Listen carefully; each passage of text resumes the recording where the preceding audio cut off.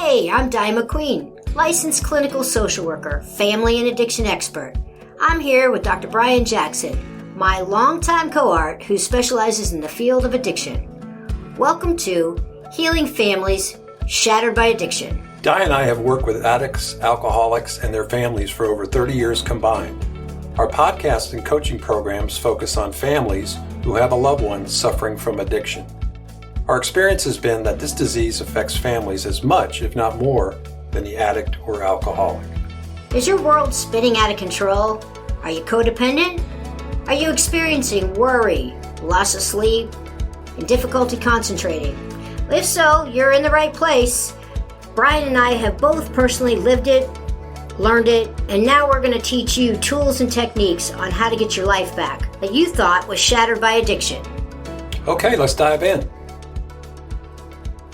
Hey everybody, and welcome back to Healing Families Shattered by Addiction. I'm Di McQueen, and I'm joined today with my fellow partner in crime, Dr. Brian Jackson, and we're here to wish you a happy new year. Welcome to 2025. I can't believe it. Bri, how about you? Yeah, I know. It just keeps flying by, but Happy New Year to you and Happy New Year to everybody else. And hopefully we'll have a great 2025 and keep it moving. Absolutely. We're super excited to be here today. And of course, we're going to give you a topic that I'm sure you're not surprised at all to hear, that two drug and alcohol counselors would want to talk about dry January. So if you've been thinking that you'd like to cut down on your alcohol consumption or start the new year with a clean slate, we're a few days into it, but I'm sure that most of you have probably heard about the January challenge. It's been going on for the last, it's been pretty popular since about 2011 or 12 in the UK. It was started by a group there called Alcohol Change UK for people who, wanted to see if they could go a month with reducing their consumption of alcohol. And that's, including things like beer, wine, and spirits. So, people sort of sometimes kind of minimize what is alcohol, right? You're only drinking if you're drinking hard liquor. Well, the premise behind it is to choose not to drink alcohol right. for a month, in whatever shape, fashion, or form it comes in. Right. It really can set you on a healthier path, but we'll get into that. Right. So basically, actually, it goes back as far as they see it trailing back as far as like 1942. And then somewhere along the line, especially during COVID, when things went completely crazy as far as alcohol consumption, the U.S. Started joining, this wonderful challenge. They said last year that about 175,000 people in the UK decided to do the challenge, and about 15% of the entire U.S. adult population decided to take the January challenge. So I think that's pretty cool. We also know that, statistically about 70%, alcohol consumption has increased about 70% from 1990 to 2017, which is staggering numbers. So yeah, and back to the COVID thing, it was the biggest spike in alcohol consumption seen in 50 years. And that resulted, separate and apart from any COVID or flu or anything like that, just drinking, illnesses, hospitalizations, and deaths leaked that alcohol misuse rose as well. So that's a pretty interesting stat, and we've seen a lot of that in our own practice where people really stepped it up during COVID and then ended up with a real problem. So, it was stress, losses, being isolated. And alcohol use, like Di said, had been trending up already. So COVID kind of put fuel on the fire in terms of the drinking. So, what is heavy drinking? And so a quarter of people 18 and older reported heavy drinking. So that's 5 or more drinks for men, 4 or more drinks for women. So, so this is kind of a cool challenge. If you're feeling sober curious, or simply ready to cut back, consider joining millions. But how many millions of people in the United States now, Di? wow, it's 15% of the entire adult U.S. That's a lot of people. That's a lot of people. And that's millions and millions. So it's interesting that, we know that there was a suggested link between drinking moderately and health benefits, but now they're even starting to think that even a drink might not be good. And they're No, really yeah. finding that it's involved in a lot of cancers and, right alongside with they're now starting to call it a group 1 carcinogen Yeah, it's the alongside third leading contributor to cancer. cancer.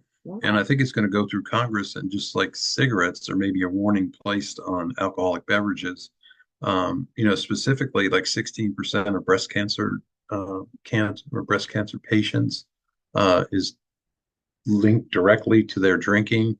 Esophageal cancer, of course, liver cancer, bladder cancer, but also hypertension and diabetes. We see a lot of that because the alcohol is full of sugar. Right. So, And especially as we get older, right? I mean, our bodies are starting to decline a little bit anyway, but they also link it to immune system issues, memory issues, mood disorder issues. yeah, thank God I'm not drinking. I'd forget to bring my keys to the office.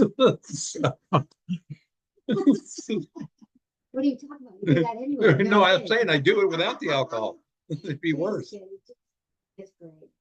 Anyway, so if you're thinking about cutting this out for a month, there might be a really nice noticeable difference in your health. But more importantly, we're going to start off by trying to give you some tips on how to make this a wonderfully successful dry January. So first things first, right? We're going to find something to substitute that alcohol with. So some non-alcoholic substitute drinks. For instance, you might do a mocktail. That's like the new rage, isn't it? Yeah, people are trying different drinks right now. My wife makes a lavender um, syrup or something like that, and it's really good with Perrier water or sparkling water. That's her gift to a lot of our friends, some who don't drink, and then some who do drink. So it's kind of a subtle, subtle like, here, give yourself a Christmas present. Um, but it's we go back though. Let's go back just a little bit.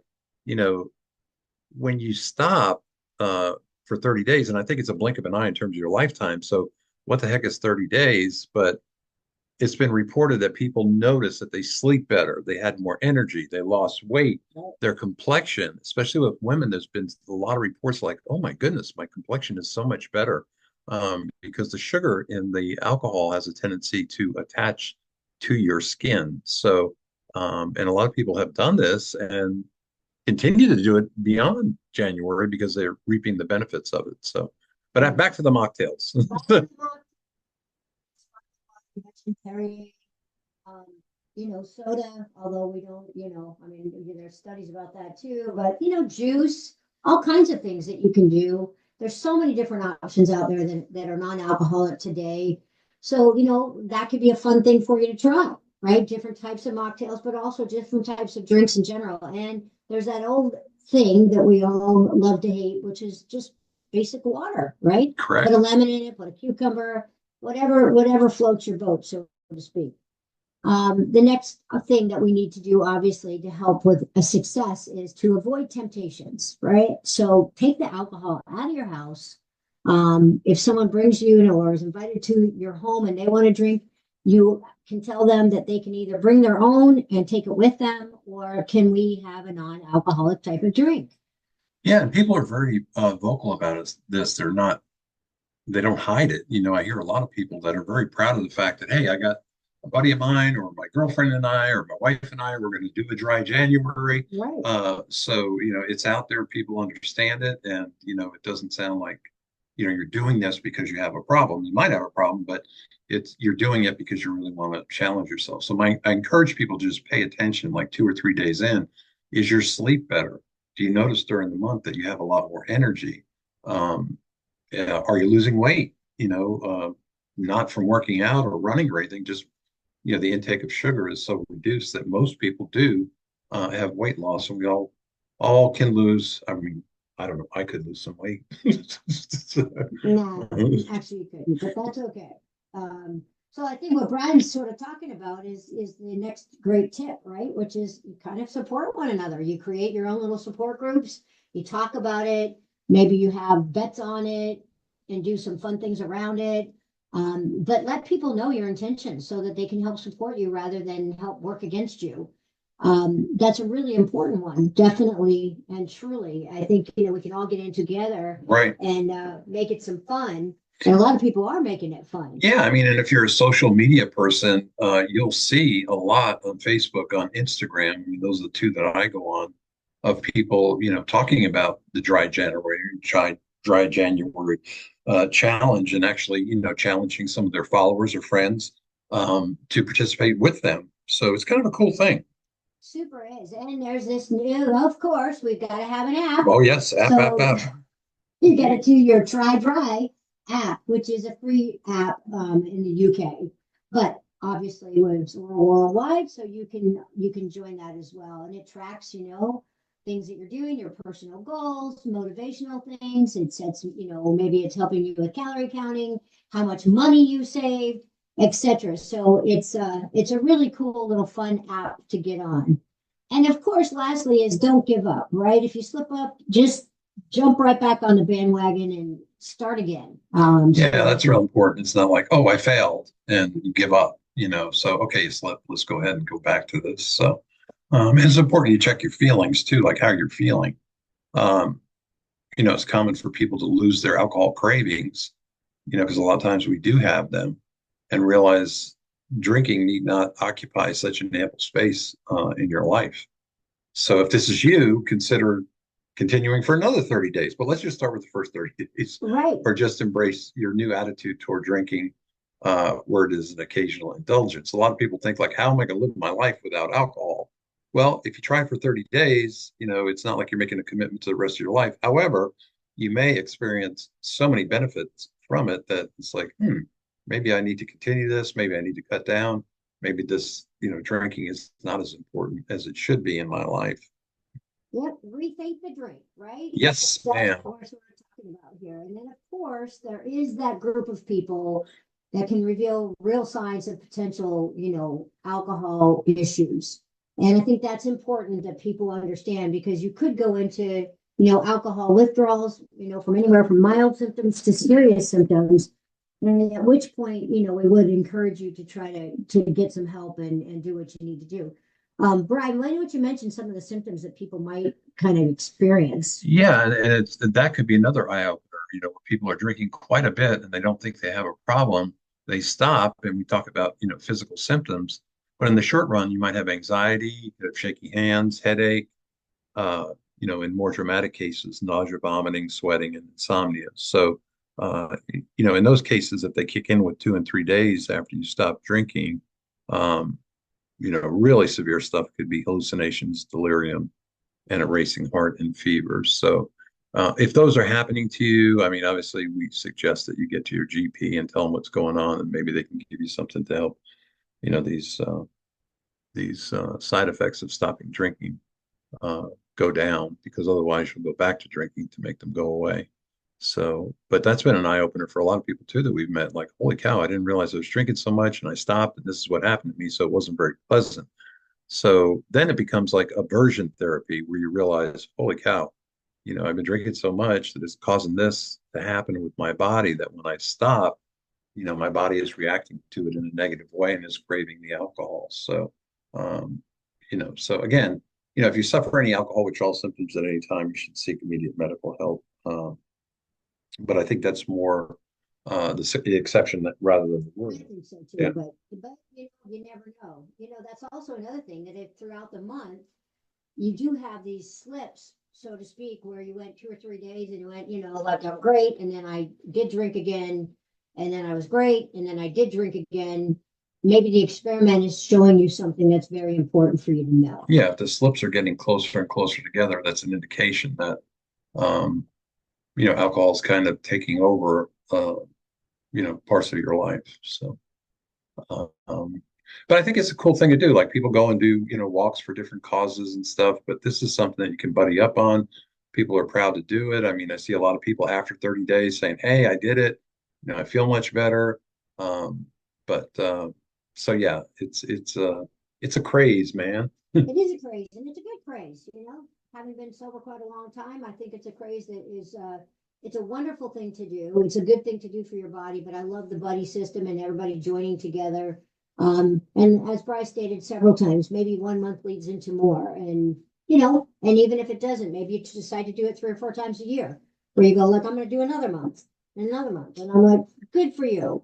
Good for Yeah, you. and like I said earlier, it's just a blink of an eye in terms of your lifetime. And so why not give it a shot? And again, be really sensitive and pay attention to the improvements that you're feeling, physically, mentally, and spiritually. Right. And financially. And financially too. I mean, even these mocktails now, I understand they're like $14 or $15. There's no booze in them, but so make your own mocktails at home. Yep. So for all of you, from all of us, we wish you a wonderful, happy, wonderful, peaceful, non-drinking January. Yeah, and if you want to report to us like how it worked out for you, send us an email at info@familyandaddictionexperts.com. We're always curious to see how people did and what their experience was with it. So and then yeah, that'd be cool. Be awesome. And until the next time, I'm Di McQueen. And I am Brian Jackson, Doctor of Addictive Disorders and a Dry January month participant. Thanks so much for joining our podcast, Healing Families Shattered by Addiction. We'll be back in a couple of weeks with more important tools, techniques, and ways for you to focus on you instead of the alcoholic or addict in your world. Until then, please go to our website, familyandaddictionexperts.com. That's familyandaddictionexperts.com. You'll also see links to our Facebook and Instagram pages. Please also, if you have any emails that you would like to send us, that's info@familyandaddictionexperts.com. That's info@familyandaddictionexperts.com. With any thoughts, feelings, questions that you may have for us, we would love to hear from you, and we look forward to seeing you in a couple of weeks.